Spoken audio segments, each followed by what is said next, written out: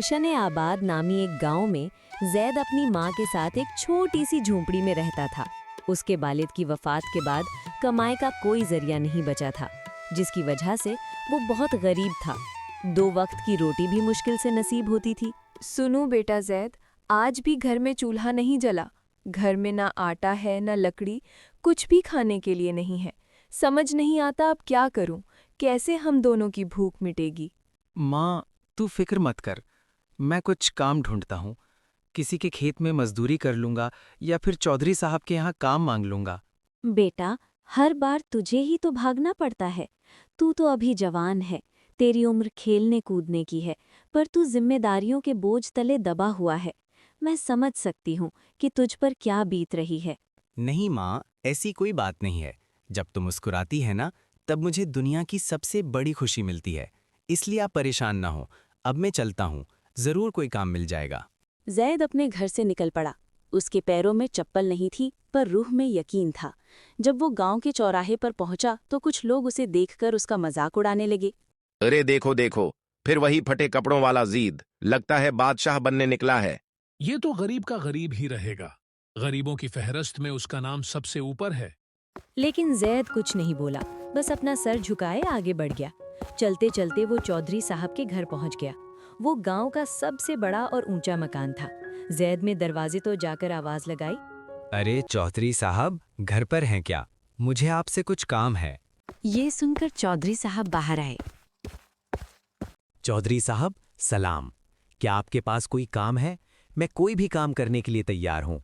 कहीं खेत में या मजदूरी, कोई भी काम कर लूंगा। मैं मेहनत करना चाहता हूँ। अरे जैद, तो फिर से आ गया काम मांगने? अरे तुझसे तो कोई बकरी भी ना बंधवाए, मनहूस कहीं का। नसीब ही ऐसा है तेरा।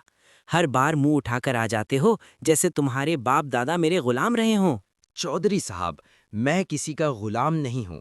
बस पेट भरने के लिए मेहनत करना चाहता हूँ और आपसे काम मांगने आया हूँ। किस्मत से ही सब होता है बेटा, और तेरे नसीब में तो गरीबी ही लिखी है। तेरे पैदा होते ही तेरे वालिद का इंतकाल हो गया। मनहूस आदमी, चल निकल यहाँ से। जैद का दिल भर आया, आंखों में आंसू आ गए, लेकिन उसने गिरने नहीं दिए और वहां से आगे चल दिया। लौटते वक्त उसे उस्मान मिला, जो उसका बचपन का दोस्त था। अरे ओ जैद, फिर से मुंह लटकाए हुए आ रहे हो? क्या हुआ? चौधरी ने फिर से भगा दिया क्या? हाँ उस्मान, उसने फिर से ताना मार दिया। पर कोई बात नहीं, मैं हार नहीं मानूंगा। मैं कोई ना कोई काम ढूंढ ही लूंगा। वाह जैद, तेरी हिम्मत की दाद देनी पड़ेगी। तू हर बार गिरता है और फिर उठ खड़ा होता है।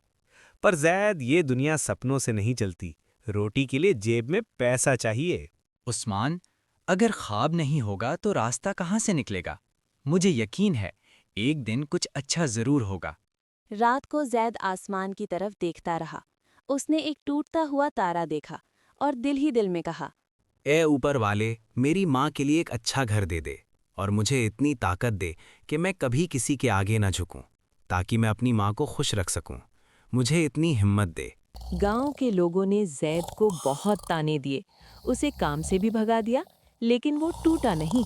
उस रात जब सब सो रहे थे, जैद अकेले खामोशी से बाहर निकला। उसके मन में एक ही सवाल था, क्या मेरी जिंदगी वाकई ऐसे ही गुजरेगी? वो पुरानी जंगल की तरफ चला गया, जहां लोग जाने से डरते थे। जंगल बहुत घना था। जैद एक बड़े दरख्त के नीचे बैठ गया। थोड़ी देर बाद एक धीमी सी आवाज सुनाई दी। क्या हुआ बेटा? कौन है तू? इस वीरान जगह में अकेले क्या ढूंढ रहा है? बाबा, मेरा नाम जैद है। मैं गुलशन-ए-आबाद गांव से आया हूँ और बहुत परेशान हूँ। मुझे नींद तक नहीं आती। कुछ समझ नहीं आता क्या करूँ। किस्मत हर बार मुझे धोखा देती है। मैं इतना गरीब हूँ कि अपनी माँ के लिए रोटी भी नहीं जुटा पा रहा। अच्छा, ऐसी बात है। तो क्या अब तू अपनी किस्मत बदलना चाहता है? जी बाबा, मैं मेहनत करता हूँ, लोगों की बातें सुनता हूँ, फिर भी कुछ नहीं बदलता। मैं नहीं चाहता कि मेरी माँ भूखी सोए। मैं कुछ बनना चाहता हूँ। बेटा, तू अच्छा इंसान है। तेरे इरादे सच्चे और नेक हैं। लेकिन किस्मत कोई बाहर से नहीं बदलता, वो अंदर से बदलती है। कैसे बाबा? मुझे कोई रास्ता बताइए जिस पर चलकर मैं अपनी मंजिल पा सकूं। सबसे पहले खुद पर भरोसा रख। लोग ताने देंगे, लेकिन तू खुद को मत कोस। दूसरा, सीखना शुरू कर, हमेशा कुछ नया सीख। तीसरा, लोगों की मदद कर बिना किसी गर्ज के। ये तीनों बातें तुझे बुलंदियों तक पहुंचाएंगी बेटा। लेकिन बाबा, मेरे पास कुछ नया सीखने के लिए न किताबें हैं, न उस्ताद और न पैसे हैं। तो फिर मैं ये सब कहाँ से सीखूंगा? जिसके पास कुछ कर दिखाने का जज्बा हो, हिम्मत हो और खुद पर अटूट यकीन हो, उसके पास सब कुछ होता है बेटा।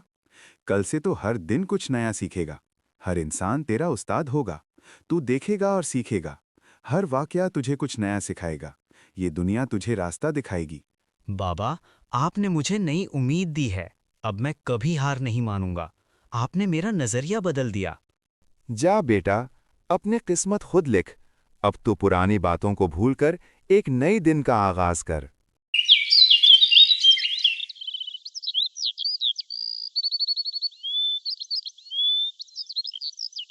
बेटा, तू रात को कहाँ चला गया था? तुझे पता है मैं कितना डर गई थी। जैद ने जब उसे सारी बात बताई तो वो मुस्कुरा दी। माँ, अब मैं गांव के हर काम करूंगा, छोटे से छोटा और बड़े से बड़ा। लोग हंसेंगे, पर एक दिन वही लोग देखेंगे कि जैद क्या से क्या बन गया है। उस दिन से जैद ने खुद को बदलना शुरू कर दिया। वो हर सुबह सबसे पहले उठता, किसी न किसी के पास जाकर उसके काम में हाथ बटाता और इसी दौरान कुछ न कुछ सीखता। बिना किसी पैसों के वो दूसरों की मदद करने लगा। कभी बढ़ई के साथ लकड़ी काटना सीखता, कभी किसान के साथ खेतीबाड़ी। गांव के लोग उसकी मेहनत देखकर हैरान होने लगे। ये तो गरीब का गरीब ही रहेगा। गरीबों की फहरिस्त में उसका नाम सबसे ऊपर है। हाँ भाई, पहले ये लोगों से काम मांगता फिरता था, अब कुछ अलग ही धन सवार है उस पर। मेहनत बहुत दिल लगा कर रहा है। बेटा, तू दिन रात भागता रहता है, लेकिन पेट भर खाना भी नसीब नहीं होता। कुछ पैसे भी तो कमा। कब तक ऐसे ही चलेगा? माँ, अब वो वक्त दूर नहीं जब तू आराम से बैठेगी और लोग कहेंगे कि ये उस जैद की माँ है जिसका कभी मजाक उड़ाया जाता था। एक दिन गांव में सेठ दौलतराम आया। वो कपड़ों का बड़ा ताजिर था।